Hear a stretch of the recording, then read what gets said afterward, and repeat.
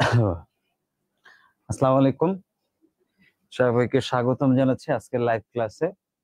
Basically আজকে live class নিয়ে যদি কিছু বলি, লাইভ ক্লাস বলতে গতকালকে আপনারা সবাই জানেন সমন্বিত ব্যাংকের সিনিয়র অফিসারের যে পরীক্ষা, সেই পরীক্ষা হয়েছিল। বেসিক্যালি আজকের পুরো ক্লাসে এই যে সমন্বিত ব্যাংকের সিনিয়র অফিসারের যে পোস্টের যে বাংলা কোশ্চেন গুলো ছিল, 25টা কোশ্চেন, এই 25টা কোশ্চেন নিয়ে আজকে এখানে আলোচনা করব। কারণ সামনে এনএসআই এর যে এক্সামটা আছে, আমাদের 23 তারিখ এনএসআই এর এক্সাম আছে। প্লাস আমাদের আরো জানি যেটা 23 তারিখ সকালে এক্সাম আছে দুইটা। একটা হলো দেখেন আপনার ওই মাদক দ্রব্যের এক্সাম আছে, এনএসআই এর এক্সাম আছে। আবার 23 তারিখ বিকালে 4টা বাজে এক্সাম দুইটা আছে। একটা হলো আপনার পল্লী বিদ্যুতের একটা এক্সাম আছে, আবার এনএসআই এর আরেকটা পোস্টের এক্সাম আছে। তাহলে একই দিনে আপনার এই পরীক্ষাগুলো পড়ছে। আমি তো খালি কয়েকটার কথা বললাম, আরো অনেকগুলো পরীক্ষা আছে একই দিনে পড়ছে। তা পরীক্ষা যেহেতু এই একই দিনে পড়ছে, এই পরীক্ষার জন্য আজকে যেটা বলছি, আপনি জাস্ট এই যতগুলো বলবে এই টপিক গুলোর দিকে একটু তাকাইলে দেখবেন যে কোশ্চেন বুঝতে পারবেন যে কোশ্চেনটা কিভাবে হবে। এনএসআই এর কোশ্চেন আপনারা সবাই জানেন, যে রিসেন্ট অলরেডি জেনে গেছেন এনএসআই এর কোশ্চেনটা আইবিএ করবে। যেহেতু এনএসআই এর কোশ্চেনটা আইবিএ করবে, তার মানে আপনাকে প্রিপারেশন নিতে গেলেও বাংলায় 20 মার্ক আপনার আছে। এই 20 মার্কের কোশ্চেনের জন্য বাংলা আপনি যেটা পড়বেন সেটাও এখান থেকে একটু জেনে নিন, একটু দেখবেন। আর অবশ্যই ইংলিশে ম্যাথে জোর দিতে হবে এনএসআই এর পরীক্ষার জন্য, যারা এনএসআই এর পরীক্ষা দিবেন। আর যারা পল্লী বিদ্যুতের যারা এক্সামটা দিবেন, তারা অবশ্যই আপনারা একটা কাজ করবেন, যত প্রিভিয়াস কোশ্চেন আছে, প্রিভিয়াস কোশ্চেন কি কি আছে ভাই, বিসিএস এর যে প্রিভিয়াস কোশ্চেন গুলো আছে পড়তে পারেন ভাই। আপনার প্রায় 30 থেকে একেবারে 46 পর্যন্ত যে বিসিএস এর কোশ্চেন গুলো আছে, এগুলো যদি কারো পড়া থাকে, অন্তত আপনি এতটুকু শিওর থাকেন পল্লী বিদ্যুতের এক্সাম আপনি পাবেন। কারণ পল্লী বিদ্যুতের এক্সামের কোশ্চেন গুলো প্রিভিয়াস কোশ্চেন থেকে উঠায় দেয়, এবং এদের রেজাল্ট খুব তাড়াতাড়ি হয়, রিটেনও তাড়াতাড়ি হয়, ভাইভাও তাড়াতাড়ি হয়, প্রিলিমিনারি এবং পরীক্ষাও হয়ে যায়, সব মানে জয়েনিং হয়। আবার অনেকের এরকমও শুনছি যে এই পল্লী বিদ্যুতের নাকি আগে থেকে অনেক কিছু হয়ে থাকে। এখন এগুলোতে আমরা যাব না, কারণ আমরা জানি না, যেটা সেটা আমরা বলবো না, শোনার কথা কান দেবো না। ফ্যাক্ট হলো আজকে যে কোশ্চেনটা আমরা আলোচনা করব সেটা হলো গিয়ে সমন্বিত ব্যাংকের সিনিয়র অফিসারে কালকে যারা পরীক্ষা দিয়েছেন তারা সবাই জানেন তাদের। এখন সামনের পরীক্ষার জন্য এই জিনিসটা কাজে লাগবে, এই জন্য আমরা ওটা নিয়ে একটু আলোচনা করছি। চলেন প্রথম কোশ্চেনটার দিকে যদি একটু তাকাই, এখানে প্রথম কোশ্চেনটা একটু দেখেন, কোন বাক্যটি শুদ্ধ। এই যে একটা কোশ্চেন, কালকে যারা পরীক্ষা দিয়েছেন তারা এটা পাবেন যে কোন বাক্যটি শুদ্ধ। এই 4টা অপশনের ভিতরে একটু খেয়াল করি। আগে শুদ্ধ না কোনগুলো সেগুলো নিয়ে একটু বলি। কেন বলি দেখেন, লোকটি নিরপরাধী, বা এই যে নিরপরাধী যে কথাটা লেখা আছে, এই নিরপরাধী বইলে কোনো অপশন নাই, শব্দটা হবে ভাই নিরপরাধ। এই নিরপরাধী শব্দটা এখানে ভুল আছে, এই জন্য বাক্যটা অশুদ্ধ। আপনি এটার একটা জিনিস জানলেন। তোমার দুরবস্থা, এই যে দুরবস্থা বানানটা, দুরবস্থা আকার একটা দেওয়া উচিত ছিল না, বাট এখানে একটা আকার আছে, দ্যাটস এই বানানটা ভুল। এবার তিনি আরোগ্য হলেন, এই জিনিসটা হলো আরোগ্য হলেন না, তিনি আরোগ্য লাভ করলেন। বাক্যটা হবে তিনি আরোগ্য হলেন না, বাক্যটা শুদ্ধ রূপ হলো তিনি আরোগ্য লাভ করলেন। তাহলে তিনি আরোগ্য হলেন এই কথা না বলে আমি যদি কথাটা বলতাম তিনি আরোগ্য লাভ করলেন, তাহলে কি হইতো, কথাটা সঠিক হইতো। তাহলে এই বাক্যের ক্ষেত্রে তিনি আরোগ্য লাভ করলেন, এই অংশটা মানে তিনি আরোগ্য লাভ করলেন, এই অংশটা যদি এইভাবে লেখা হইতো তাহলে আবার এই অংশটা কি ছিল, রাইট ছিল, এটা তখন রাইট। এইখানে দুরবস্থা অংশটা ছিল, এটা ভুল, এই জন্য এই নিরপরাধী এই অংশে নিরপরাধ হবে, এই জন্য এটা ভুল। তাহলে এইখানে দেখি উল্লিখিত বিষয় আমি কিছুই জানি না, তাহলে যেহেতু এইটা ভুল, এইটা ভুল, এইটা ভুল, তার মানে হিসাব অনুযায়ী আমার এই ক নাম্বার অপশনটা রাইট। তাহলে হিসাব অনুযায়ী কোনটা রাইট, উত্তর হিসাব অনুযায়ী এটার উত্তর হলো গিয়ে ভাই ক, অর্থাৎ ক নাম্বার অপশনটা সবচেয়ে বেশি অ্যাপ্রোপ্রিয়েট, ক নাম্বার অপশনটাই সবচেয়ে বেশি রাইট। আমার ক্লাসে দেখলাম অলরেডি আপনারা অনেকে একটু এটার উত্তর করছেন, আমি দেখতে পাচ্ছি যে আলহামদুলিল্লাহ রিজওয়ানা আক্তার জুই আপু ভালো আছি। আসসালামু আলাইকুম। জি ওয়ালাইকুম আসসালাম আপু। আমার সাথে অনেকেই আছেন বা অনেকে উত্তরও করে ফেলছেন, যে আরোগ্য লাভ করলেন এটা বললে ঠিক আছিল। শারমিনিত উত্তর করছেন, বিশ্বাস সাধন উত্তর করছেন, যাক রুমানা আক্তার সহ অনেকে উত্তর করছেন। জি আলহামদুলিল্লাহ আমি ভালো আছি। যারা আপনারা আমাকে বলছেন সবাইকে ধন্যবাদ, আপনারা দেখলাম উত্তরও ঠিক দিচ্ছেন। স্যার কালার চেঞ্জ করেন, বোঝা যায় না, লাল কালার বোঝা যায় না। আচ্ছা এতক্ষণ বোঝা যায় না, কিন্তু এখন বোঝা যাবে, এখন বোঝা যাবে। হ্যাঁ লাল কালার বোঝা যাবে, কালোর ভিতরে লাল ভালো বোঝা যায়। সাদা, সাদা বা হলুদ হবে না? আচ্ছা ঠিক আছে, আজকে হলুদ নিলাম, আমার ভাইয়েরা কইছে। তাহলে দেখলাম যে কোন বাক্যটি শুদ্ধ ভাই, এটার উত্তর হলো কি ভাই, 1 নম্বরটা। দ্যাট মিনস উত্তর হলো কি ক। এর পরের বাক্যটার দিকে যদি একটু তাকাই, পরের বাক্যটা কি আছে দেখেন। পরের বাক্য বলছে অশুদ্ধ কিন্তু প্রচলিত বাংলা শব্দ কোনটি। একটা মজার বিষয় দেখেন, এখানে আপনার সাথে একটা ট্রিক খেলছে পরীক্ষায়। পরীক্ষার ট্রিকটা কিভাবে খেলছে দেখেন। পরীক্ষার ট্রিকটা হলো এরকম, যে এখানে 4টা অপশন দিচ্ছে। এই 4টা অপশন দিয়া আপনার সাথে ট্রিকটা কি খেলছে। এখানে 3টা দেখেন, এই যে প্রথম যে অপশনটা ইতিমধ্যে, এই বিষয়টা হলো ইতিমধ্যে না ইতোমধ্যে, কথাটা এইরকম। সঠিক ভাই, সঠিক বলে কথাটা নাই, কথাটা হবে ঠিক, বাট আমরা বলি সঠিক। ঠিককেই যখন আমরা সঠিক বলি তখন এটা আবার ভুল হয়ে যায়। আবার দেখেন উপরোক্ত, কথাটা উপরযুক্ত, এটা আমরা বলি, বাট কথাটা আমরা বলি কি ভাই, উপরোক্ত। তো এই যে বলার কারণে দেখা দিল এই জিনিসটা ইতিমধ্যেটা ইতোমধ্যে হবে, সঠিকটা হবে শুধু ঠিক, উপরোক্তটা হবে ভাই উপরযুক্ত। তাহলে আমি দেখলাম ইতিমধ্যেটা ইতোমধ্যে হয়, ইতিমধ্যে লেখা আছে, এটাও ভুল। সঠিকটা কথাটা হবে ভাই ঠিক, বাট আমরা বলি সঠিক, এটাও ভুল। একইভাবে উপরোক্ত কথাটা হবে উপরযুক্ত, বাট আমি এখানে লাগাই রাখছি উপরোক্ত। এই উপরযুক্তর যখন উপরোক্ত হইলো, এটাও কিন্তু ভুল। কিন্তু আমরা এই 3টা টার্মই ব্যবহার করি, আমরা প্রতিদিনই আমাদের কাজকর্মে কথাবার্তায় বিভিন্ন ভাবে আমরা এই 3টা টার্মই ব্যবহার করি, বা 3টা টার্মই আমরা দেখতে পাই। বাট ফ্যাক্টুয়ালি এই 3টা টার্মের ভিতরে 3টাই ভুল। তাহলে 3টাই যখন ভুল হয়, তাহলে এটা সঠিকটা কি? এইখানেই আগের সবগুলো, এই যে আগের সবগুলো মানে কি, এইটাও ভুল, এইটাও ভুল, এইটাও ভুল, 3টাই ভুল। তাহলে সবচেয়ে অ্যাপ্রোপ্রিয়েট উত্তর কোনটা ভাই? সবচেয়ে অ্যাপ্রোপ্রিয়েট উত্তর হলো গিয়া ঘ নাম্বার। তাহলে যারা এটার উত্তর করছেন ঘ নাম্বার, তাদের উত্তরটাই কিন্তু রাইট হয়েছে। তাহলে এটা আমরা জানলাম যে এইখানে আমার সাথে একটু ট্রিক খেলেছে, ট্রিকটা আমি বুঝতে পারলাম।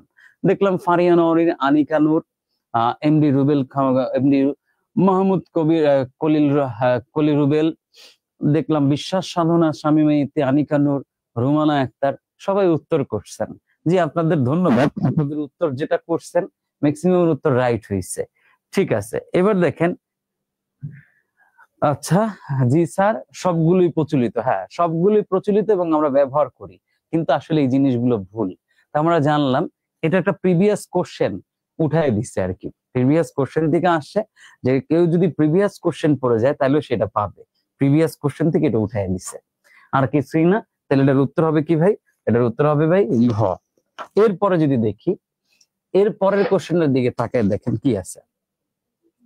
মুক্তি শব্দের প্রকৃতি প্রত্যয় বিশ্লেষণ করলে হবে। ভাই এই কোশ্চেনটাও প্রিভিয়াস কোশ্চেন উঠায় দিছে। এই মুক্তি শব্দ যেটা আছে, এটাও একটা প্রিভিয়াস কোশ্চেন, যেটা ব্যাংকের পরীক্ষা ছিল এবং অন্যান্য পরীক্ষা এই কোশ্চেনটা মানে এইটা আসতে দেখা যায়। তা আপনারা এখানে যারা আছেন মোটামুটি আপনারা জানেন, অনেকে এটার উত্তর পারেন, কারণ আমি এর আগে লাইভ ক্লাস যখন করাইছিলাম, প্রকৃতি প্রত্যয় যখন পড়াইছিলাম, এই প্রকৃতি প্রত্যয়ের ভিতরে এটার উত্তর ছিল। তো এখানে একটু দেখেন, এই মুক্তি শব্দের প্রথম অংশটা আমরা ধরি, এটা মুখস্থ লেখা লাগবে ভাই, মুচ। এটার প্রথম অংশটা আমাদের এটা মুখস্থ থাকবে। যখন কোন একটা শব্দের শেষে আমরা খেয়াল করব কয় ত, দয় ভ, আর অথবা ভাই শয় ট, এই জিনিসগুলো থাকে, তার পরিবর্তে আমি ধরতে পারি ত অথবা ভাই কয় ত।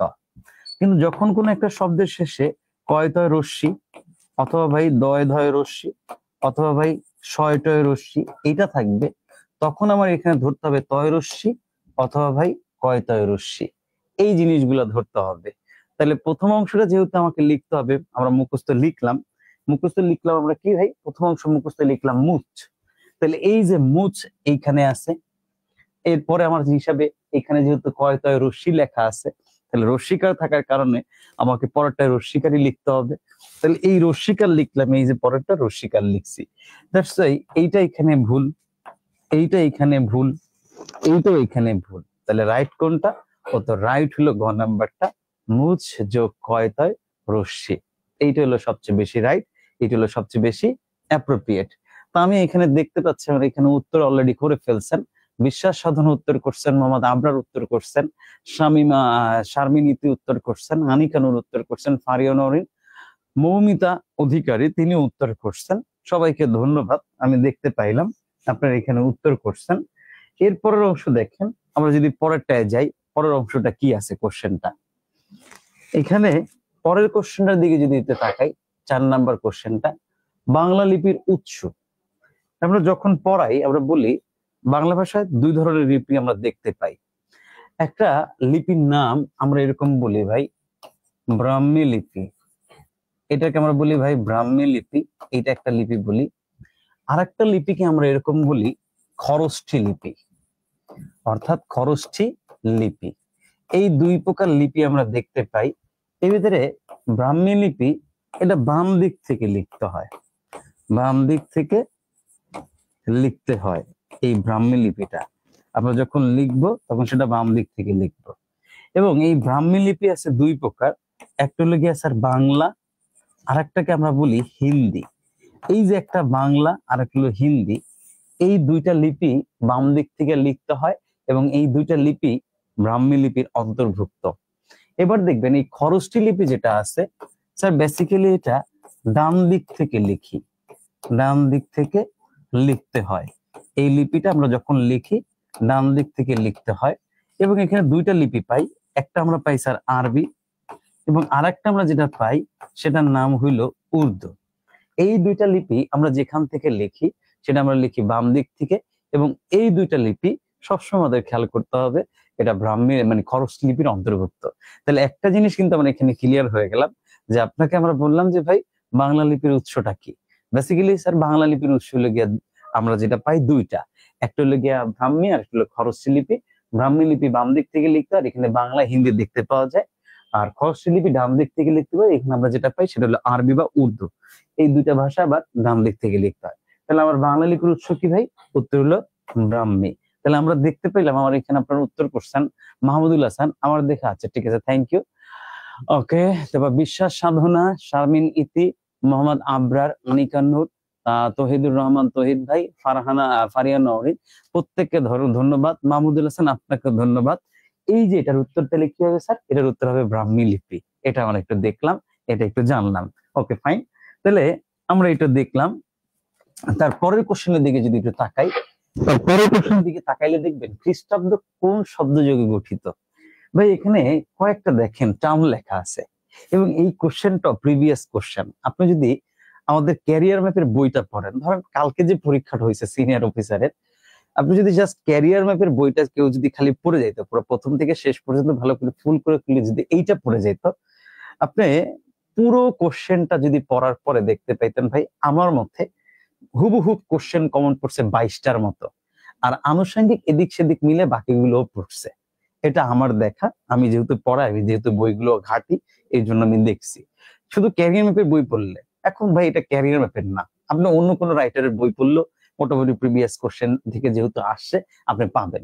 বাট আমি আমার বইয়ের রেফারেন্স দিচ্ছি, এ কারণে আমি আমার কোচিং নিয়েই বলবো, এই জন্য বলছি। অন্যজনও আবার অন্যজনের বই নিয়েও বলবে, সেটি জন্য সেও বলে, সেটা নিয়ে কোনো ফ্যাক্ট না, বাট কোশ্চেনটা প্রিভিয়াস কোশ্চেন। এটার খ্রিস্টাব্দের শব্দের প্রথম অংশে খ্রিস্ট যে অংশটা, এই অংশটা ভাই ইংরেজি অংশ খ্রিস্ট, আর অব্দ বলে যে অংশটা পাই, এই অব্দের যে বা যেটা পাই ওই অংশটা ভাই তৎসম বা সংস্কৃতির একটা অংশ। যেহেতু তৎসম বা সংস্কৃতির একটা অংশ, দ্যাটস ওয়াই পরের অংশটা আমরা বলবো ভাই তৎসম। তাহলে খ্রিস্টাব্দটা শব্দটা কি ভাই? উত্তর খ্রিস্টাব্দের শব্দটা ইংরেজি প্লাস তৎসম, এই 2টা শব্দের মিশ্রণে শব্দটা তৈরি হয়েছে। দ্যাটস ওয়াই এটার অ্যান্সার কি হয়েছে স্যার? এটার অ্যান্সার হয়েছে ক। আমি আপনার দেখতে পাইছি আপনারা অলরেডি ফারিয়া নওরিন থেকে শুরু করে মৌমিতা অধিকারী, শারমিন ইতি, তহিদুর রহমান তহিদ ভাই, মোহাম্মদ আবরার, বিশ্বাস সাধনা, ফারিয়া নওরিন, রুমানা আক্তার, প্রত্যেকে আপনি এটার উত্তর করছেন, সবাইকে ধন্যবাদ। এই অংশটা ধরেন এইখানে তো এইটা আসছে 23 তারিখে যে এনএসআই এর পরীক্ষা হবে বা পল্লী বিদ্যুতের হবে বা আপনার মাদক দ্রব্যের যেগুলো হবে এক্সাম গুলো, সেখানেও কিন্তু এই শব্দের শ্রেণীবিভাগ টপিকটা মোস্ট ইম্পর্টেন্ট, আপনাকে এটা পড়তে হবে। আর আইবিএ কিন্তু কোশ্চেন গুলো শব্দের শ্রেণীবিভাগ থেকে দেয়, বানান থেকে কোশ্চেন করে, উপসর্গ থেকে কোশ্চেন করে।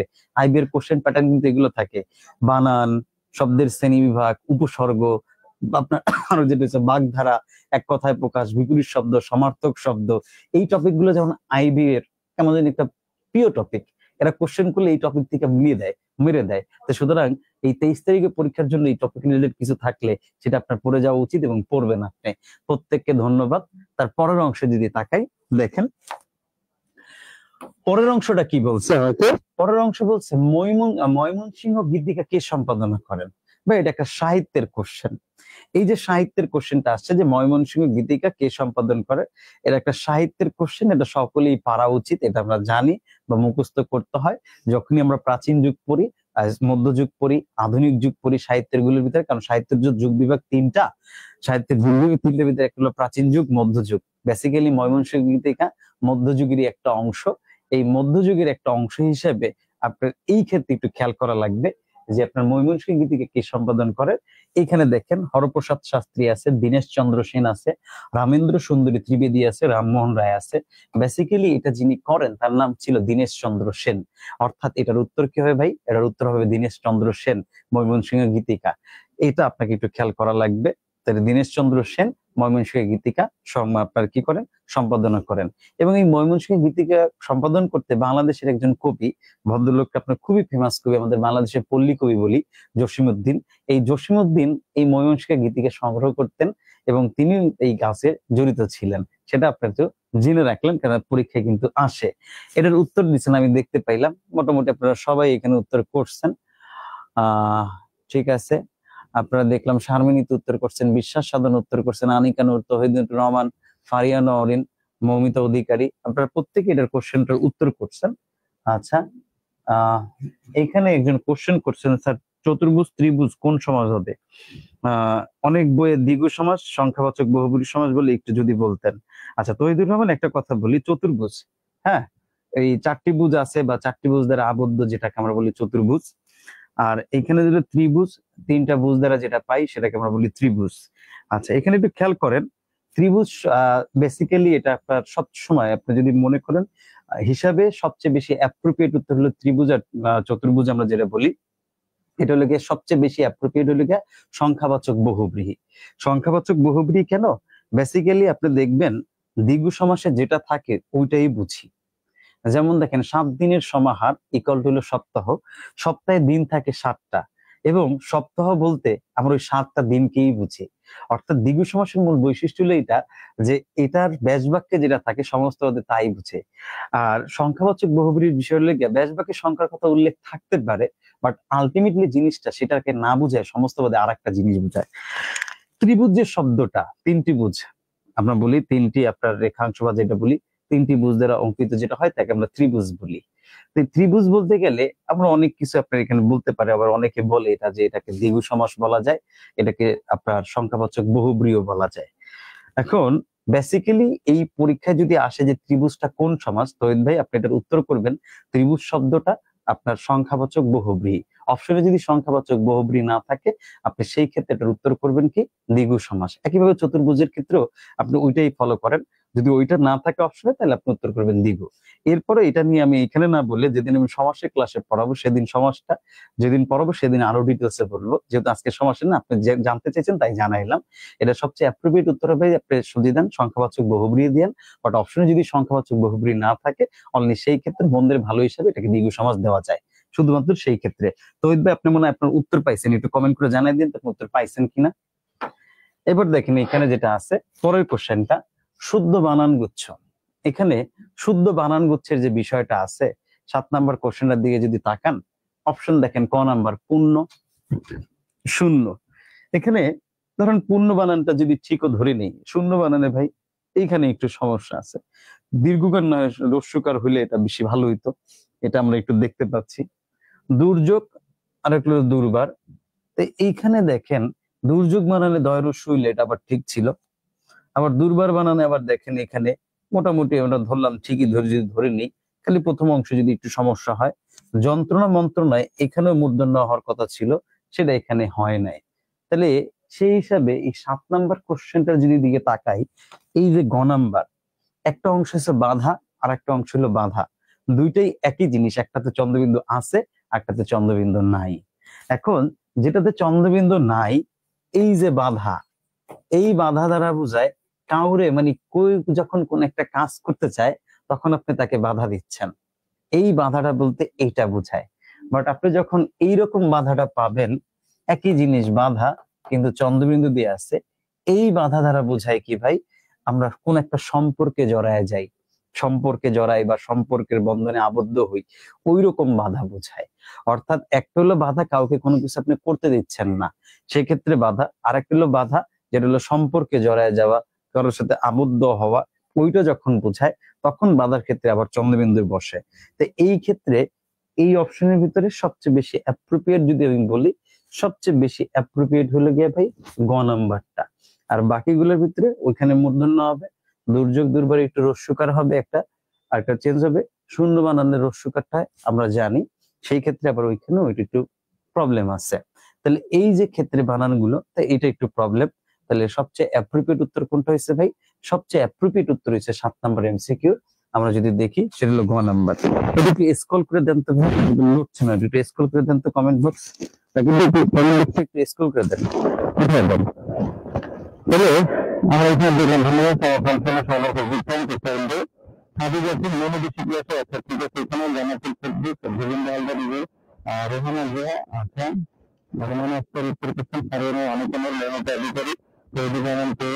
বিশ্বাস সাধন উত্তর কিছু নয়ন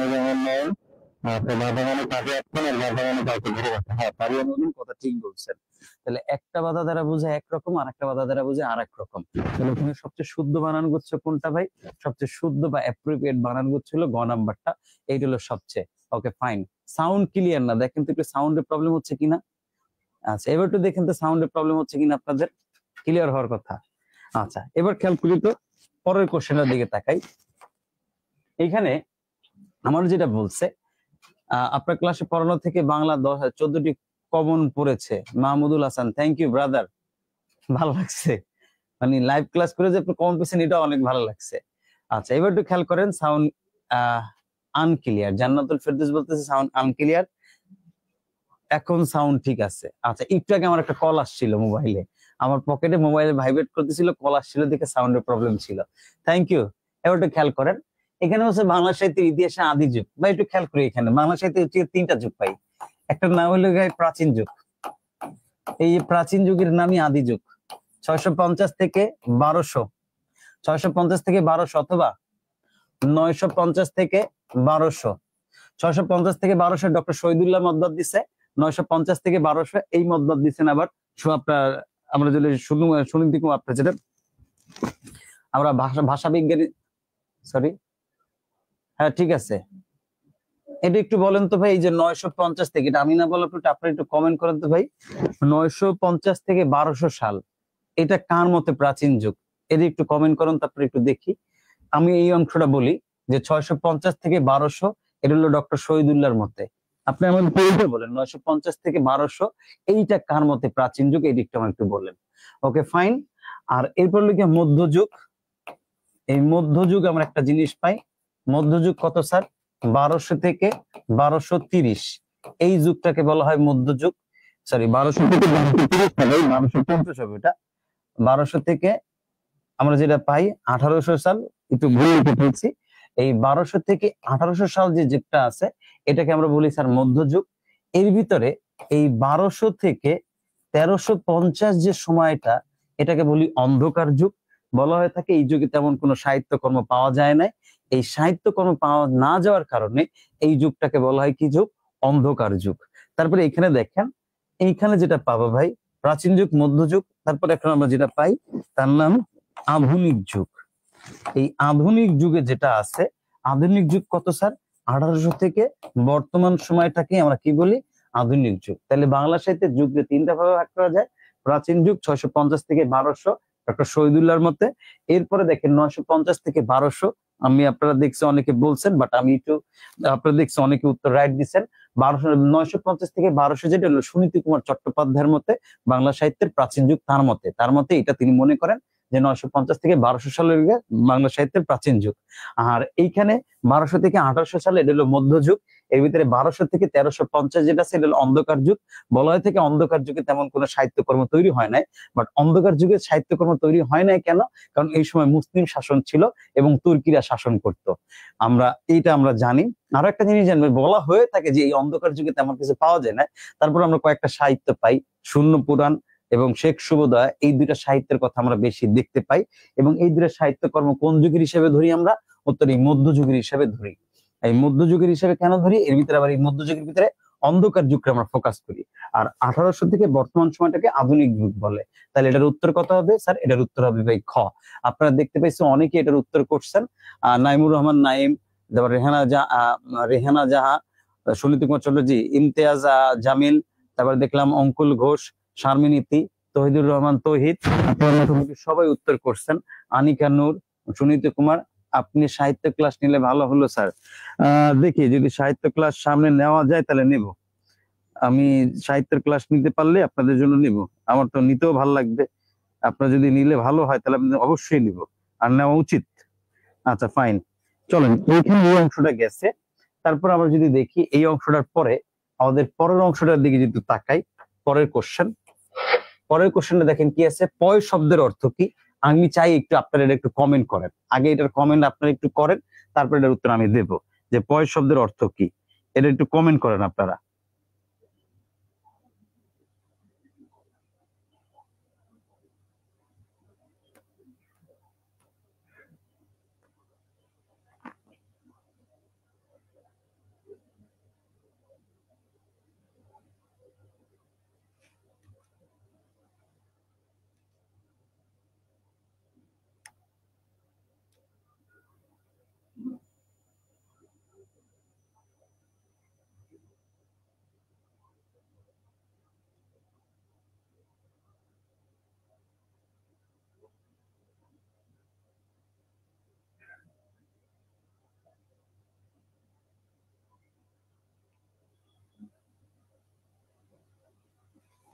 ওকে ফাইন, আমি অনেকের উত্তর দেখছি এইখানে যে আপনার পয় শব্দের অর্থ আপনারা অনেকে লিখছেন পানি, অনেকে লিখছেন বজ্র। আমি দেখতে পাইলাম এখানে ফারিয়া নরিন, আচ্ছা আমিনুল ইসলাম আলামিন উনি উত্তর করছেন। ফারিয়া নরিন বলছেন আগে মেবি অর্থ পানি ছিল, এখন বজ্র। তহিদুর রহমান জানি বজ্র হতে পারে। আচ্ছা বিশ্বাস সাধন উত্তর গ করছেন বজ্র। তারপরে এখানে রামিম ভাই উত্তর করছেন ক নাম্বার। অঙ্কুল ঘোষ পয় হলো পানি। জান্নাতুল ফেরদৌস উত্তর করছেন এটা। মৌমিতা অধিকারী, মোহাম্মদ আবরার উত্তর করছেন ক। মাহমুদুল হাসান উত্তর করছে পয়মানি পানি, পয়মানি বজ্র। আচ্ছা গুড, পয়মানি পানি, পয়মানি বজ্র। বিতর্কিত প্রশ্ন এটা, আমি গ উত্তর করেছি। ওকে ঠিক আছে জান্নাতুল ফেরদৌস। এটা মাহমুদুল হাসানের উত্তরটা আমার খুব ভালো লাগছে। মাহমুদুল হাসান ভাইয়ের কথা হইলে গিয়া স্যার এই পয় শব্দের অর্থ, সরি মাহমুদুল হাসান ভাইয়ের কথাটা আমার খুব ভালো লাগছে। ওনার মতে এই পয় শব্দের অর্থ হলে গিয়া পানি, আর এই পয় শব্দের অর্থ যেটা আছে এই শব্দের অর্থ হলে গিয়া বজ্র। এই দুইটা আমার এই যে মাহমুদুল ভাই যে কমেন্টটা করছে, আমি যতগুলো কমেন্ট দেখছি এর ভিতরে মাহমুদুল ভাইয়ের কমেন্টটা আমার সবচেয়ে বেশি ভালো লাগছে। কাঠগোলাপ উত্তর করছেন, অরিন বিশ্বাস উত্তর করছেন ক নাম্বার, মোহাম্মদ আব্বাস উদ্দিন উত্তর করছেন গ নাম্বার। আচ্ছা এই উত্তরটা আমি দিচ্ছি না, কেন দিচ্ছি না? এই উত্তরটা এই যে পানি এইটা ধরলে, অর্থাৎ এই পয় থাকলে পানি, এটা সবচেয়ে অ্যাপ্রোপ্রিয়েট। আর এই পয় থাকলে বজ্র হয়, এটাকেও অ্যাপ্রোপ্রিয়েট বলা যায়। কারণ কিছু শব্দ যেটা আমরা বলি প্রায় সমুচ্চারিত শব্দ, এই প্রায় সমুচ্চারিত শব্দ থেকে বেসিক্যালি এই জিনিসটা আসা। এখন প্রায় সমুচ্চারিত শব্দ থেকে এই জিনিসটা আসার কারণে এটা একটা খটকা প্রশ্ন, আর এই প্রশ্নটা কালকে সিনিয়র অফিসারে আসছে। এখন কর্তৃপক্ষ উত্তরটা কি নিবে এটা হলো বড় কথা। উত্তর এইটাও নিতে পারে, উত্তর এইটাও নিতে পারে, দুইটাই নিতে পারে, বাট ফ্যাক্ট হলো কোনটা নিবে সেটা তাদের বিষয়। এখন সেটা কি নিবে আমাকে যদি জিজ্ঞেস করেন, বেসিক্যালি এই বিসর্গ থাকার জন্য এটাকে আমি বজ্র হিসেবে কাউন্ট করি। কালকে লাইভ ক্লাসে আমি এটার উত্তর কিন্তু বজ্রই দিচ্ছি, বাট পরবর্তীতে দেখলাম এই যে পয় যেটা ছিল সেই পয়ে আবার পানি হয়। এখন একটা বিসর্গ দেওয়া আর একটা বিসর্গ না দেওয়া, এইখানে পার্থক্যটা তৈরি হয়ে যায়। এখন এই যেহেতু একটা কনফিউশন প্রশ্ন, এটার উত্তর দেওয়া থেকে বিরত থাকলাম। এটার উত্তর ক নিলাম, গ নিলাম। আপনারা যারা উত্তর করছেন সবাইকে ধন্যবাদ। বা মাহমুদুল হাসান ভাইয়ের কোশ্চেনটা উত্তরটা এইটা ছিল, আমার এই উত্তরটা ভালো লাগছে, তাও রেখে দিলাম। এটার উত্তর আমরা ক গ, এটা নিয়ে আর মারামারিতে যাব না।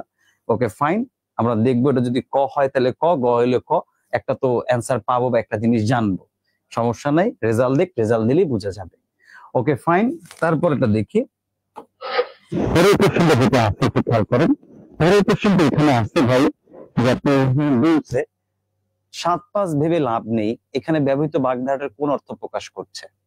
এই যে 7-5 ভেবে লাভ নেই, এখানে বাগধারাটা কোন অর্থে ব্যবহার করছে এটা আপনার কাছে জানতে চাইছে, তাহলে আপনি এর উত্তর কি করবেন? চলেন তাহলে আমরা দেখি এখানে বাগধারা যেটা আছে এটা একটু দেখি। যেমন এইখানে আছে অগ্রপশ্চাৎ, আগে পিছে, এলোমেলো, উল্টা পাল্টা, সস্তা কথা, মানে সিম্পল যে কথাটা এটাকে আমরা বলি সস্তা কথা, আর একটা হলো নানা প্রকার। আপনার একটু উত্তর করেন তো ভাই, দেখি আগে আপনার একটু উত্তর করেন, পরে আমি এটার উত্তর দিচ্ছি। 10-এর উত্তর আমি দেব, বাট আগে একটু আপনার উত্তর করেন। তহিদুর রহমান তহিদ ভাই একটা উত্তর করছেন। আচ্ছা, ভূষণ্ডির কাক ভূষণ্ডী, বাগদার অর্থ কি? আচ্ছা, কাক ভূষণ্ডী, আমরা ভূষণ্ডির কাক দীর্ঘায়িত ব্যক্তি এরকম বলি, আর কাক ভূষণ্ডী আবার আরেকটা অর্থ প্রকাশ করে, দেখতে হবে, না দেখে বলতে পারবো না। একটা দীর্ঘায়ু ব্যক্তি বুঝি, আবার ওটা আবার আরেকটা অর্থ হইতে পারে, দেখে তারপর জানাইতে হবে। তহিদুর রহমান তহিদ উত্তর করছেন একটা 10-এর ঘ। আচ্ছা, শারমিনীতি 10-এর ঘ। পারিয়া নরনের উত্তর করছেন। রোমানা আক্তার উত্তর করছেন 10-এর ঘ। কাঠগোলাপ নানা প্রকার বিশ্বাস সাধনা উত্তর করছেন ফাতেমাতুজ জোহরা ইতি। রেহানা জোহা উত্তর করছেন আপনার ঘ নাম্বার। বেসিক্যালি আপনারা যারা এটার উত্তর, আমরা অনেকেই ভাবছি অগ্রপশ্চাৎ, 7-5 মানে কি আগে পিছে ভাবার, এরকম বুঝতে পারছি, অগ্রপশ্চাৎ ভাবছি। বেসিক্যালি এই যে যেটা আছে, অঙ্কুল ঘোষ উত্তর করছেন ক। আবার দেখলাম এখানে মোহাম্মদ আব্বাসউদ্দিন উত্তর করছেন নানা প্রকার। বেসিক্যালি এইটা আর এইটা নিয়ে একটা মারামারি হচ্ছে, কারণ এটা যে এলোমেলো হবে না এবং এটা যে সস্তা কথা হবে না, এটা নিয়ে আমাদের কোনো ডাউট নাই, এটা আমরা বুঝে গেছি। বাট ফ্যাক্ট হইলো তাহলে অ্যান্সারটা কি হবে? ফ্যাক্ট হইলো অ্যান্সারটা আমি যদি দেখি এখানে অগ্রপশ্চাৎ আর নানা প্রকারের ভিতরে সবচেয়ে এইটা হলো অ্যাপ্রোপ্রিয়েট। কারণ আমরা বলি ভাই তুমি এত 7-5 ভাইবো না।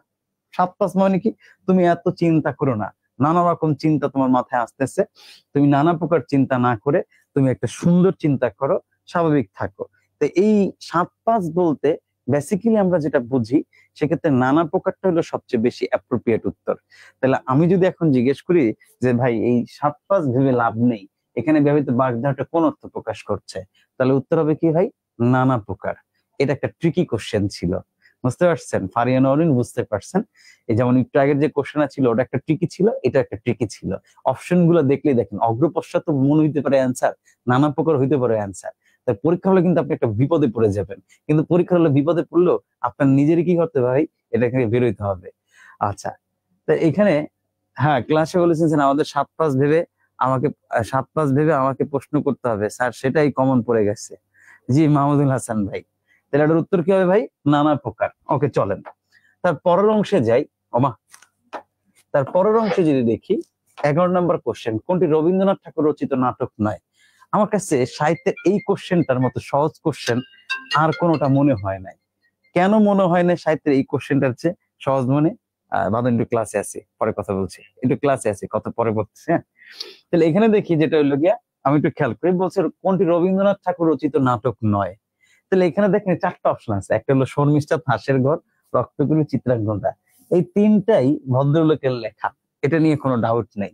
আর শর্মিষ্ঠা আমার একটা প্রিয় রাইটার, যে ভদ্রলোক, তার নাম মাইকেল মধুসূদন দত্ত। মাইকেল মধুসূদন দত্ত আমার এই যে একজন প্রিয় রাইটার, এই ভদ্রলোকের লেখা, যিনি 1824 সালে জন্মগ্রহণ করে 1873 সালে মারা গেছেন। আর ওনার খুব ভালো লাগে এই শর্মিষ্ঠা নাটকটা, এই মাইকেল মধুসূদন দত্তের লেখা একটা নাটক। তাহলে আমাকে বলছে কোনটি রবীন্দ্রনাথ রচিত নাটক নয়, তাহলে এটার উত্তর হবে কি ভাই? শর্মিষ্ঠা। আমি দেখতে পেলাম এখানে রিজওয়ানা সাধনা, বিশ্বাস সাধনা, অঙ্কুল ঘোষ, জান্নাতুল ফেরদৌস, শারমিন ইতি, কাঠগোলাপ, আচ্ছা এখানে রোমানা আক্তার, এখানে আনিকা নূর, বিশ্বাস সাধনা, মাইকেল। জি, আপনারা প্রত্যেকে উত্তর রাইট করছেন, প্রত্যেককে ধন্যবাদ। পরের অংশটা যদি আমি একটু দেখি, একটু খেয়াল করেন পরের অংশটা কি আছে। এটা গেল এখানে। এর পরের কোশ্চেনটা দেখেন 12 নম্বর, এটা পারার কথা। নিচের কোনটিকে ছড়ার ছন্দ বলা হয়? দেখেন তো ভাই এই প্রশ্নের উত্তরটা পারেন কিনা। নিচের কোনটিকে ছড়ার ছন্দ বলা হয়? বনলতা সেন, থ্যাংক ইউ, অনেকক্ষণ পরে আসছেন। সুমাইয়া পান্না, স্যার এসো এক্সামের পয়টা তো পানি পড়ে আসছি, একটু বুঝিয়ে বললেন। ভাই আমি তো সুমাইয়া পান্না, আমিও বলছি যে ওইখানে প্রায় সমুচ্চারিত শব্দ পয় দ্বারা পানিও বুঝায়, আবার কোনো জায়গায় পয় দ্বারা বজ্রও বুঝায়। এখন এটা একটা কনফিউশন কোশ্চেন। আপনি দেখবেন আমাদের ক্যারিয়ার ম্যাপে যখন আমরা কালকে উত্তর দিছি, তখন আমরা কিন্তু 2টো উত্তর দিছি, পানিও দিছি, বজ্র দিছি। কর্তৃপক্ষ যেটা উত্তর নেবে সুমাইয়া পান্না, সেটাই উত্তর হবে। এখন এটা নিয়ে আমরা আর কোনো কথা বলবো না, একটু আগে আমি সেটা বলছি। আচ্ছা, তহিদুর রহমান তহিদ উত্তর করছেন, বনলতা সেন উত্তর করছেন, আপনার উত্তর করাতে দেখি। কৃষ্টি শাহ, আচ্ছা ঠিক আছে। ফারিয়া নওরিন, ইমাম হোসাইন, কাঠগোলাপ, আচ্ছা আপনাকে বলছি কি নিচের কোনটিকে ছড়ার ছন্দ বলা হয়? 12 নম্বর উত্তর করছেন রিজার ক নম্বর, ফারিয়া নওরিন খ নম্বর, আচ্ছা ইমরান হোসাইন উত্তর করছেন খ নম্বর, কাঠগোলাপ মাত্রাবৃত্ত, ফাতেমাতুজ জোহরা আচ্ছা মুক্তক, আচ্ছা 20 এম এস ফেরদৌসী স্বরবৃত্ত, আচ্ছা ঠিক আছে। একটু দেখেন আপনারা আরেকটু বলেন দেখি, আরে কয়েকটা কমেন্ট দেখি, একটু দেখি কার কি কমেন্ট আসে। নিচের কোনটিকে ছড়ার ছন্দ বলা হয়? পানি হাত আর পানি জল, হ্যাঁ কাঠগোলাপ বিষয়টা ওই রকম, এই জন্য একটু এটা অ্যান্সার নিতে গেলে একটু কষ্ট হয়ে যাবে, এই জন্য আর কোনো কথা বলবো না। কর্তৃপক্ষ কি উত্তর দেয় এইটা দেখার আছে, ওইটা আমরা একটু দেখবো, তাইলে হইল আর কি। তাহলে এইটা আমরা একটু এখানে দেখলাম, ওকে ফাইন। তাহলে এখন আমরা একটু দেখেন নিচের কোনটিকে ছড়ার ছন্দ বলা হয়। একটা হলো মাত্রাবৃত্ত, স্বরবৃত্ত, অক্ষরবৃত্ত, মুক্তক অক্ষর যেটা আছে। বেসিক্যালি আমরা এটাকে বলি স্বরবৃত্ত যে ছন্দটা আছে, এই স্বরবৃত্ত ছন্দটাকে আমরা বলি ছড়ার ছন্দ। তার মানে এটার উত্তর হবে কি ভাই? 12 খ। আল্লাহ প্রেমী সুমে, আসসালামু আলাইকুম। ওয়ালাইকুম আসসালাম। মঞ্জুল বিসিএস ক্যাম্পেইনার, ঠিক আছে। মোহাম্মদ আবরার উত্তর ঠিক আছে। সুমে রাতে ক্লাসে দেখা হবে আপনাদের সাথে, ওকে। মোহাম্মদ আবরার উত্তর করছেন কাঠগোলাপ। মাইক্রোফোন প্রবলেম স্যার, হ্যাঁ মাইক্রোফোন প্রবলেম করে যখন আমার হাতে মোবাইল থাকে, এই জন্য পকেট থেকে হাত থেকে মোবাইল দুইটাই রেখে দিছি। আনিকা নূর, ঠিক আছে। 12 খ। অমৃত সূত্রধর, কেমন আছেন ভাই? জি আলহামদুলিল্লাহ ভালো আছি। তাহলে নিচের কোনটিকে ছড়ার ছন্দ বলা হয়? উত্তর স্বরবৃত্ত ছন্দকে ছড়ার ছন্দ বলা হয়। একটু পর পর সাউন্ড কেমন হয়ে যায়, একটু পর পর ওই আপনাদের কমেন্ট পড়ার জন্য মোবাইল ধরি তো, ওই সময় আমার মোবাইল ভাইব্রেট করে, এই জন্য হয়। এখন দুইটাই রেখে দিছি, দুইটা ফোনই এখন রেখে দিছি, সুতরাং টেনশন নাই। ওকে, খেয়াল করে তারপরটায়, তারপরের কোশ্চেনটা দিকে তাকায় দেখো। এখানে আছে যদিও হাত কাঁপে তথাপি ছোট ছোট করে 4টি চিঠি লিখলাম, এখানে দ্বিরুক্তি শব্দ কোন অর্থ প্রকাশ করছে? 4টা অপশন আছে এখানে। 4টা অপশনে দেখেন এখানে কি আছে, একটা সামান্য, একটা মার্জিত, একটা পৌনঃপুনিকত, একটা আধিক্য। চলেন এখানে একটা সত্য কথা বলি, এই যে আপনাদের এটা আমি পড়াই, কালকে সিনিয়র অফিসারের এক্সামটা আমিও দিচ্ছি। সিনিয়র অফিসারের এক্সামটা কালকে আমি দিছি, তা আল্লাহ পাকের রহমতে আমি যা এক্সাম দিছি তাতে আমি রিটেনে বসবো, অর্থাৎ আমি রিটেন এক্সাম দেব। আপনাদের দোয়া ভালোবাসা আছে দেখেই হয়তোবা ভালো হয়েছে এক্সাম, আমি রিটেন দেব এই পরীক্ষাটা, সিনিয়র অফিসারের রিটেন পরীক্ষাটা আমিও দেব। বাট কাজ করছি কি কালকে দেখেন, এই জিনিসটা আমি আপনাদেরকে পড়াই। আমি যারা আমার ক্লাস করেন অনলাইনে অথবা অফলাইনে করেন, ব্যাংকের বা প্রাইমারি বা অন্য কোনো জায়গায়, আজকে আমি দ্বিরুক্তি পড়াইছি। তা আজকেও দ্বিরুক্তি পড়াতে যা এই যে যদিও হাত কাঁপে তথাপি ছোট ছোট করে 4টা চিঠি লিখলাম, এখানে দ্বিরুক্তি শব্দ কোন অর্থ প্রকাশ করছে? তো এই জিনিসটা আমি পড়াই, আমি আপনাদেরকে পড়াইছি। তারপরে দেখেন কালকে এই কোশ্চেনটাই যখন আমি পরীক্ষার হলে পাইছি, আমি নিজেও কালকে পরীক্ষাটা দিছি, তা আমি পরীক্ষার হলে এই কোশ্চেনটা পাওয়ার পর আমি একটু চোখ বুলে রাখছি, মানে আমি অ্যান্সার করব। তো অ্যান্সার করতে যেয়ে যেটা হয়েছে দেখেন, অ্যান্সার করবো আমি, অ্যান্সার টিক দিয়েও রাখছি, ঘ নম্বর আমি টিক দেবো, কারণ ছোট ছোট এখানে আধিক্য বুঝাইছে, সংখ্যা বুঝায় না। অনেকে এটা ক বলে, এটা ক না, সামান্য বুঝে না, আধিক্য বুঝাইছে, সংখ্যার আধিক্য। তাই উত্তর আমি ঘ নাম্বার, আমি কোশ্চেনের ভিতরে ঘ নাম্বার দাগায় রাখছি যে আমি উত্তর দেবো। এই উত্তর দিতে যাই যখন আমি ম্যাথ ধরলাম, মানে আমি দিচ্ছি, আমি ম্যাথ ধরে তারপর ম্যাথ ধরবো, মানে আমি যেটা বলছি, আমি যে বোকামিটা করছি আপনারা এটা করবেন না। পারা এমসিকে আমি লাস্টে উত্তর করতে পারি নাই, তা আমি আধিক্য টিক দিয়ে রাখছি। আমি ম্যাথ ধরতে ধরতে, ম্যাথ করতে করতে কখন যে বেল পড়ে গেছে আমার এটা খেয়াল ছিল না। মানে কোশ্চেন সহজ হইলে কিন্তু বেশি প্রবলেম পারে, আবার বেশি কমন পড়লেও কিন্তু আপনি দেখেন মাঝে মাঝে মাথা কাজ কম করে, তখন দেখবেন কমন পড়া জিনিসও আপনার মাঝ থেকে শুরু দেবে। আমি এটা টিক দিয়ে রাখছি আধিক্য দাগাবো কালকে, বাট আমি নিজেই না ওই আধিক্য টিক দিয়ে আমি ম্যাথ করতে বলতে আমার খেয়ালই নাই যে আমি এমসিকিউ দাগাই নাই, এটা তো আমি গোল দিয়ে রাখছি। ওই লাস্টে কাগজ জমা দিতে যায়, কোশ্চেন দিতে যায়, এটা তো আমি উত্তর করি নাই, এটা টিক দেওয়া কেন? পরে দেখলাম যে আমি এটা উত্তরই করি নাই।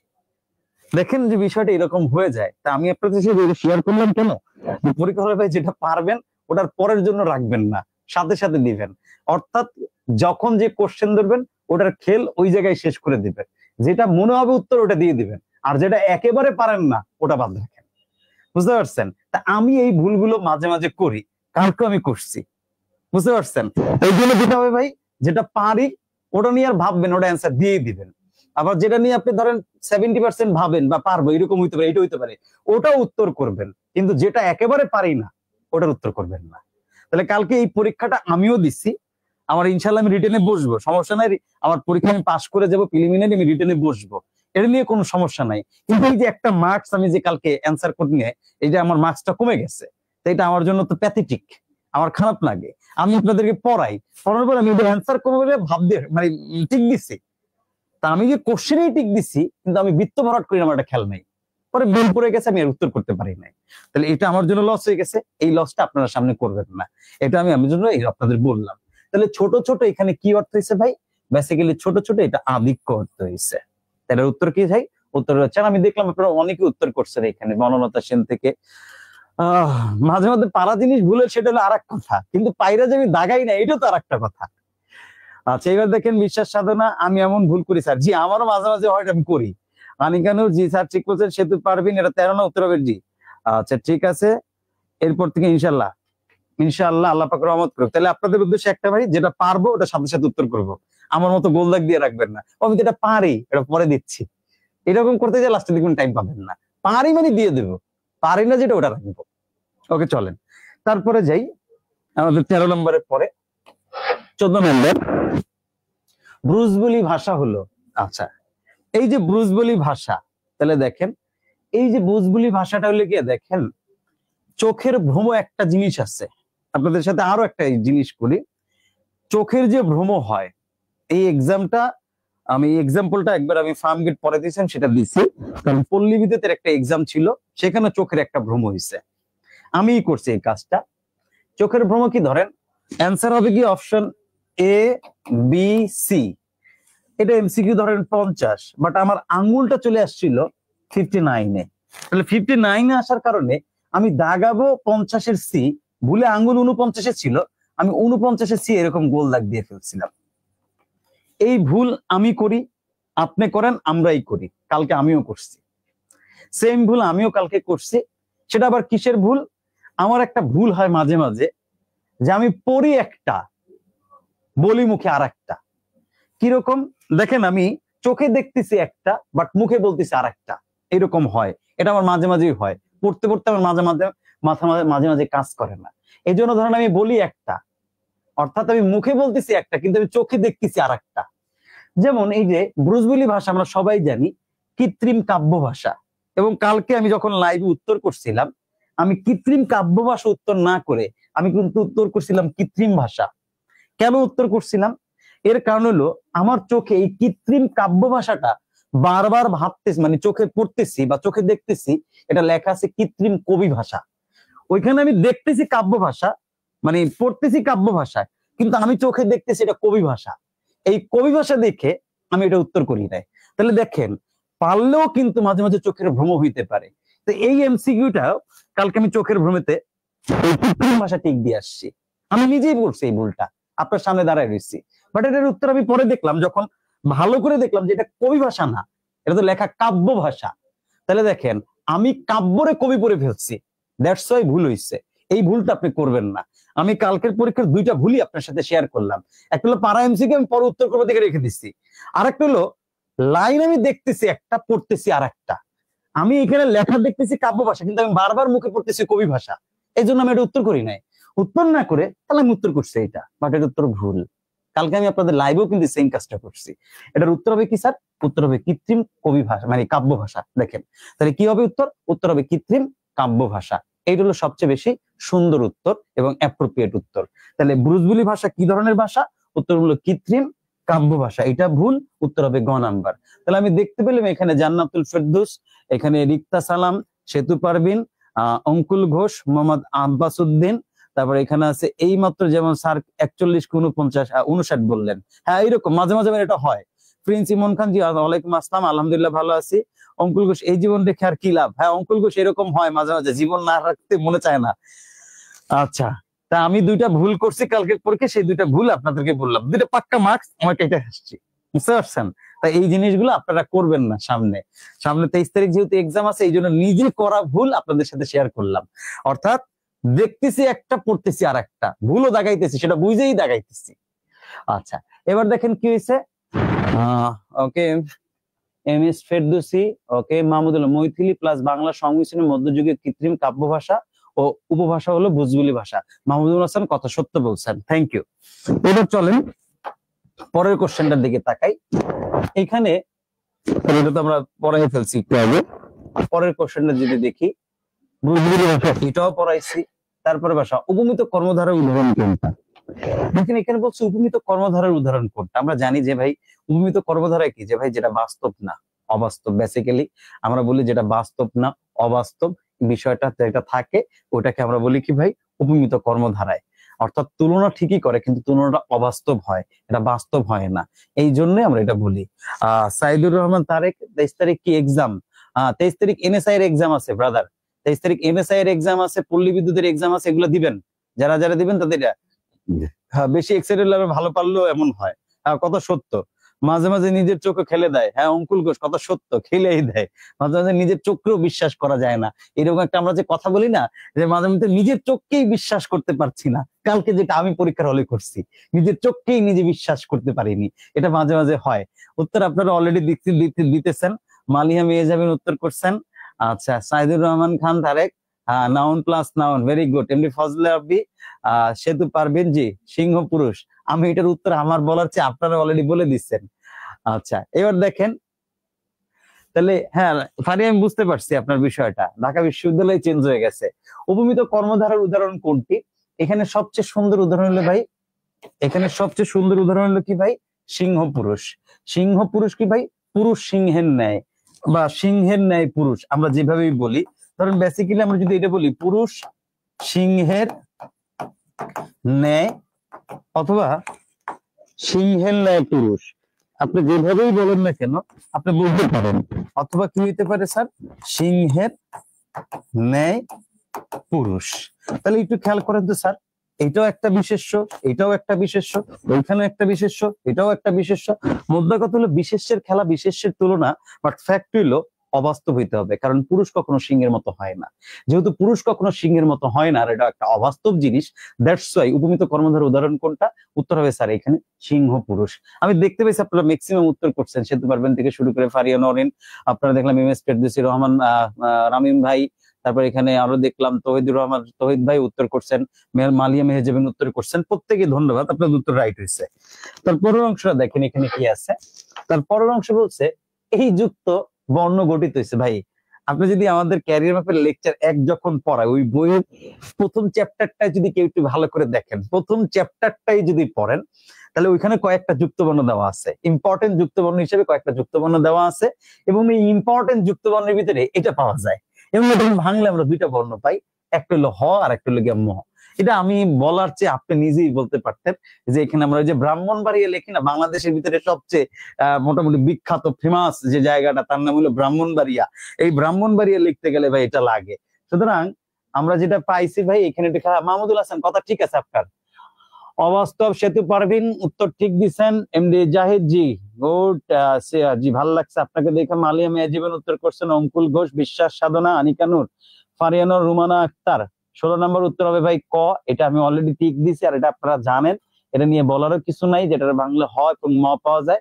সবচেয়ে বেশি আমরা যেটা মনে রাখি সেটা হলো ব্রাহ্মণবাড়িয়া, বাংলাদেশের একটা বিখ্যাত জেলা, যারা অল্পতেই মারামারি করে, কিছু হইলেই মারামারি করে, না হইলেও মারামারি করে, এখন কাজী মারামারি করা, তার নাম হলো ব্রাহ্মণবাড়িয়া। বুঝতে পারছেন? ওই ব্রাহ্মণবাড়িয়া লিখতে গেলে আমরা এটা পাই, এখানে হ যোগ ম দুইটা বর্ণকে আমরা দেখতে পাই। বনলতা সেন আগেরটার উত্তর ঠিক আছে, ওটা নিয়ে কোনো প্রবলেম নেই। শারমিনীর উত্তর ঠিক আছে, রুমানা আক্তার, ফারিয়া নরিন ওকে ঠিক আছে। চলেন পরেরটা আমরা যদি তাকাই, পরের প্রশ্নের দিকে দেখেন, টু ডু অর ডাই, বা এই যে প্রভাব কিছু আছে, যেটা আমরা আক্ষরিক অনুবাদ আর একটা হলো বঙ্গানুবাদ।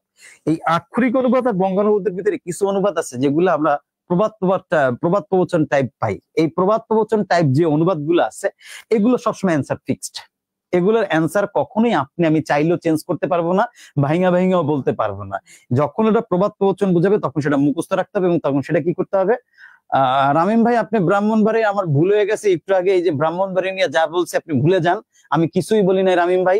ওকে, সোনিয়া হক 100 বছর পর স্যারের ক্লাস পাইলাম, জি 100 বছর পর, অনেকদিন পরে, ঠিক আছে। তনুকাপু আমি কিছু বলি নাই ব্রাহ্মণবাড়িয়া নিয়ে, বাংলাদেশের ভিতরে সবচেয়ে ভালো জেলার নাম হলো ব্রাহ্মণবাড়িয়া, কিচ্ছু বলি না। এবার আসেন, চলেন পড়ালেখায় যাই।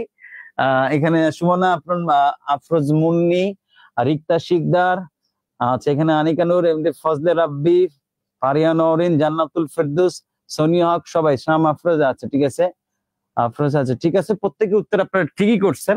মন্ত্রের সাধন কিংবা শরীর পাতন, কারণ এটার উত্তর মুখস্থ রাখতে হবে। কারণ ওই ফ্রেজাল টাইপ যেগুলো আছে, যেটা হলো গিয়ে আপনার প্রবাদ প্রবচন টাইপ, ওটার উত্তর আপনি কখনো চাইলেও বাদ দিতে পারবেন না। ওটার উত্তর আপনাকে মুখস্থ রাখতে হবে, মুখস্থ মানে মুখস্থ, ওটা মুখস্থই রাখবে। সেতু পারবেন উত্তর করছেন, ডিক্সিডিয়ান উত্তর করছেন, মালিয়া মেজিমিন উত্তর করছেন, শারমিন উত্তর করছেন, ফারিয়ান। আচ্ছা ওকে ফাইন, উত্তর এটাই হবে এবং ওটা মুখস্থ। তারপরটা দেখেন তো স্যার, 18 নম্বর এমসিকিউটা কি আছে?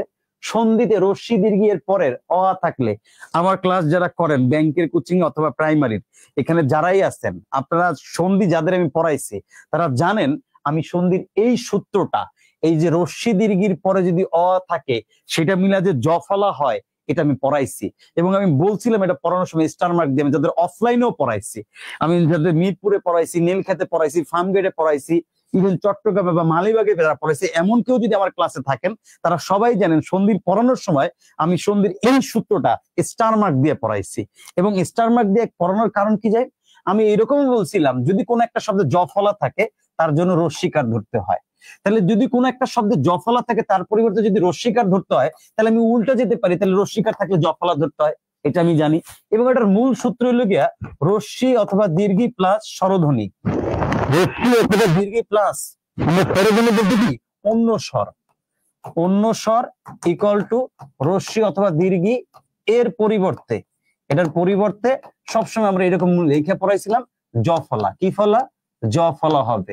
তাহলে দেখেন তো এখানে অন্য স্বর মানে কি, টোটাল স্বরবর্ণ যদি 11টা হয়, এই 11টা স্বরবর্ণের ভিতরে রশ্মি দীর্ঘি বাদ দিলে যে বাকি 9টা স্বরবর্ণ থাকে, ওই 9টা স্বরবর্ণের যে কোনো একটা থাকতেই পারে। থাকলে রশ্মি দীর্ঘির পরে যেটা হবে রশ্মি দীর্ঘি উঠে জ ফলা হবে। আরো সিম্পল ভাবে পড়াইছিলাম ভাই, জ ফলা থাকলে রস্বীকার, যদি জ ফলা থাকলে রস্বীকার হয় তাহলে স্যার রস্বীকার থাকলেও তো জ ফলাই হবে।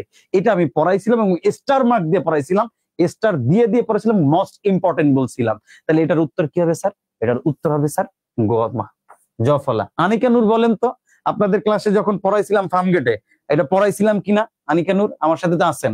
ফারিয়ানা বলেন আপনার ক্লাসে পড়াইছিলাম অনলাইনে, বলেন পড়াইছিলাম কিনা? আপনাদের এই ক্লাসে দেখলাম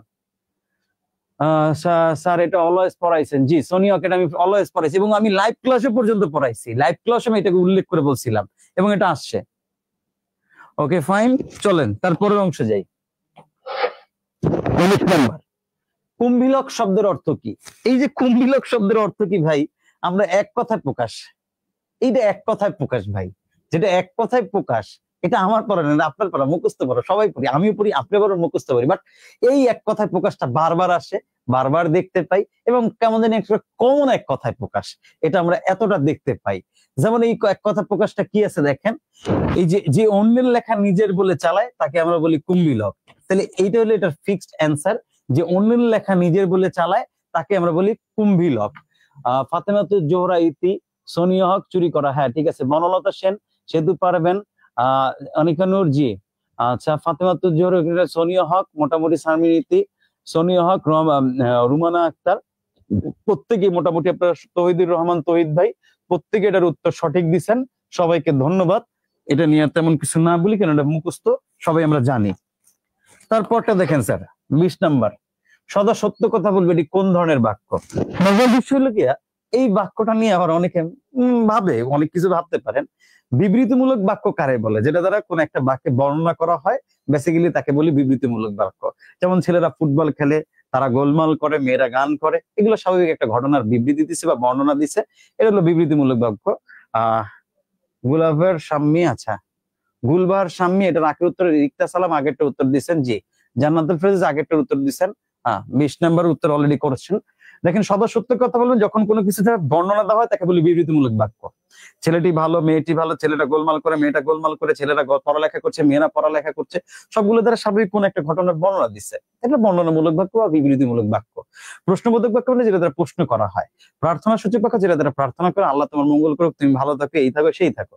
বাট এটার অ্যান্সারটা হবে ভাই অনুজ্ঞা সূচক বাক্য। কেন অনুজ্ঞা সূচক বাক্য? কারণ যে বাক্য দ্বারা আদেশ, উপদেশ, নিষেধ, অনুরোধ, প্রার্থনা করা হয়, বেসিক্যালি তাকে আমরা অনুজ্ঞা সূচক বাক্য বলি। তাহলে এটার অ্যান্সারটা কি হবে দেখেন, সদা সত্য কথা বলবে, আমি যদি এটা উপদেশ বলি, আমি যদি এটাকে উপদেশ বলি, এই উপদেশ বললেও সেটা কি হয় ভাই? অনুজ্ঞা সূচক বাক্য হয়। সুতরাং এটা আমাদের এখানে জানা লাগবে। তাহলে 20 সি, ফারিয়ান অরুণ অনুজ্ঞা সূচক, মালিয়া মেহজাবিন, সেতু পারভিন, জান্নাতুল ফেরদৌস, সোনিয়া হক, মোহাম্মদ আব্বাস উদ্দিন, অঙ্কুল ঘোষ, রুমানা আক্তার পরে সামিম, আনিকা নূর, মাশাআল্লাহ, বনলতা সেন, আপনারা দেখলাম সবাই উত্তর ঠিকই দিচ্ছেন, সবাইকে ধন্যবাদ। এটা নিয়ে আর তেমন কিছু ভাবার কিছু নাই। পরের অংশে দেখি ভাই, এটার উত্তরটা আপনারা করেন তো ভাই। অংশ শব্দের উচ্চারণ কি আছে?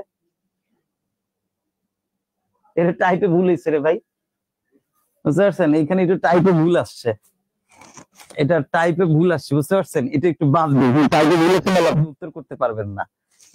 এইখানেই টাইপে ভুল আসছে, বাট কোশ্চেন এটার উত্তর হবে গ নাম্বার। এটার উত্তর আমরা গ নাম্বার হবে, এটা নিয়ে ডাউট নেই, বাট এটা আমরা চেঞ্জ করে দিই কোশ্চেনটা, কারণ টাইপে ভুল আসছে। দেখেন তো কি আসছে, সন্দেশ পত্রিকার সম্পাদককে, এটা মুখস্থ। এটা 22 নাম্বার এমসিকিউর উত্তরটা করেন। 21 নাম্বারটা একটু আছে, টাইপে মিস্টেক হয়েছে, এই জন্য আমরা ওইটা বললাম না। বনলতা সেন ঠিক আছে, আমরা ওই যে অঙ্কুল ঘোষ ঠিক আছে, অঙ্কুল ঘোষ আপনার ঠিক আছে, আমরা 21 নাম্বার নিয়ে কিছু বললাম না। 22 নাম্বারটা উত্তর করেন দেখি একটু, 22 নাম্বারটা উত্তর করেন। দেখেন সন্দেশ পত্রিকার সম্পাদককে, ডক্টর মোহাম্মদ শহীদুল্লাহ একটা পত্রিকা সম্পাদন করতেন, তার নাম ছিল আঙুর, বুঝতে পারছেন? দ্বিজেন্দ্রনাথ যেটা করতেন তার নাম ছিল কবিতা। দ্বিজেন্দ্রনাথ ঠাকুর একটা পত্রিকা সম্পাদক, তার নাম ছিল কবিতা। মীর মোশাররফ হোসেন কোন কবিতার সম্পাদক ছিল কিনা একটু জানলে, আপনারা জানলে একটু জানান দেখি কে কে জানেন। আর সুকুমার রায়, এই অংশের দিকে যদি তাকাই, আচ্ছা সুকুমার রায় এই অংশের দিকে যদি তাকাই, তাহলে আমরা সবাই দেখি। দেখেন জব ক্যান্ডিডেট উত্তর করছেন, বনলতা সেন উত্তর করছেন, সুকুমার রায়, আনিকানুর উত্তর করছেন, রিক্তা শিকদার উত্তর করছেন, শারমিনী উত্তর করছেন, মুক্তা দাস উত্তর করছেন, সবাই মোটামুটি আপনার দেখলাম রুমানা আক্তার থেকে শুরু করে সবাই উত্তর করছেন সুকুমার রায়। তাহলে 22 নম্বর উত্তরটা কি হয়েছে দেখেন, সন্দেশ পত্রিকার সম্পাদক কে? উত্তর হবে ভাই সুকুমার রায়। এইটা হলো গিয়া সন্দেশ পত্রিকার সম্পাদকের নাম, দ্যাট মিনস উত্তর গ নাম্বার। সন্দেশ পত্রিকার সম্পাদককে? উত্তর সন্দেশ পত্রিকার সম্পাদক সুকুমার রায়। মালিহা মেহজাবিন উত্তর করছেন, এটা মুখস্থ, পত্র পত্রিকার অংশে পড়তে হয়, সেই জন্য পড়ে ফেলবেন, মুখস্থ রাখতে হয়। আচ্ছা পরের অংশের দিকে তাকাই, পরের অংশের দিকে তাকাইলে পাবেন এখানে যেটা লিখছে কোনটি মোহাম্মদ আব্দুল হাইয়ের লেখা ভ্রমণ কাহিনী। এইখানে চারটা আছে, একটা বিলেতে 750 দিন, রাশিয়ার চিঠি, দেশে বিদেশে, তুরস্ক ভ্রমণ, চারটাই বেসিক্যালি এখানে ভ্রমণ কাহিনী। সাহিত্যের যেহেতু কোশ্চেনটা আমরা মুখস্থ করি, আমিও করছি, আপনারাও করবেন, এটা মুখস্থই রাখতে হয়, মুখস্থ ছাড়া কোনো উপায় এটার নাই। যেহেতু এটা মুখস্থ করতে হয়, এটার অ্যান্সার আমরা সবাই জানি ফিক্সড, বিলেতে 750 দিন, এইটার অ্যান্সার এই ফিক্সড অ্যান্সারটা। এই বিলেতে 750 দিন যেটা আছে, এইটাই কিন্তু এখানে সবচেয়ে অ্যাপ্রোপ্রিয়েট উত্তর। কোনটি মোহাম্মদ আব্দুল হাইয়ের লেখা ভ্রমণ কাহিনী? উত্তর হলো 23-এর ক। তহিদুর রহমান তহিদ কেন 23-এর সি করছেন জানি না। রুমানা আক্তার উত্তর রাইট দিচ্ছেন, বনলতা সেন রাইট দিছি।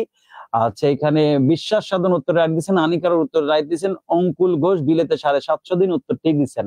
তাহলে কোনটি মোহাম্মদ আব্দুল হাইয়ের লেখা ভ্রমণ কাহিনী? উত্তর হবে বিলেতে 750 দিন। মুক্তা দাস উত্তর ঠিক দিছি। আপনার রিক্তা শিকদার উত্তর ঠিক দিচ্ছেন, সবাইকে ধন্যবাদ, আপনারা প্রত্যেকে উত্তর রাইট করছেন। ওকে, তাহলে আমরা এটা নিয়ে তেমন কিছু বলার নাই, এটা বিলেতে 750 দিন, এইটাই ভদ্রলোকের লেখা, অর্থাৎ ওনার এই ভ্রমণ কাহিনীটা উনি লিখছেন মোহাম্মদ আব্দুল হাই। এটা মুখস্থ করে ফেলবেন, এটা মুখস্থ করলে আপনার জন্য ইম্পর্টেন্ট, মানে কমন থাকবে, কারণ এটা অনেক বেশি আসে। আপনি প্রিভিয়াস কোশ্চেনে যদি দেখেন এই কোশ্চেনটা আছে, সুতরাং এটা আপনি জানবেন। আসফিয়া জামান উত্তর 23-এর ক। আচ্ছা পরেরটা দেখেন, 24 নম্বর, জ্যোতিচিহ্ন ব্যাকরণের কোন অংশে আলোচনা করা হয়? আমি লেকচার 1 পড়ানোর সময় চিল্লায় চিল্লায়া গলা ফাটায় এই জিনিসটা আমি পড়াই, যে আমাদের প্রত্যেকটা ভাষায় যদি বলি কেন, প্রত্যেকটা ব্যাকরণের 4টা লিখিত রূপ পাওয়া যায়। একটা হলো ধ্বনিতত্ত্ব, শব্দতত্ত্ব বা রূপতত্ত্ব, একটা নাম হলো বাক্যতত্ত্ব বা পদক্রম, আর একটা নাম হলো অর্থতত্ত্ব।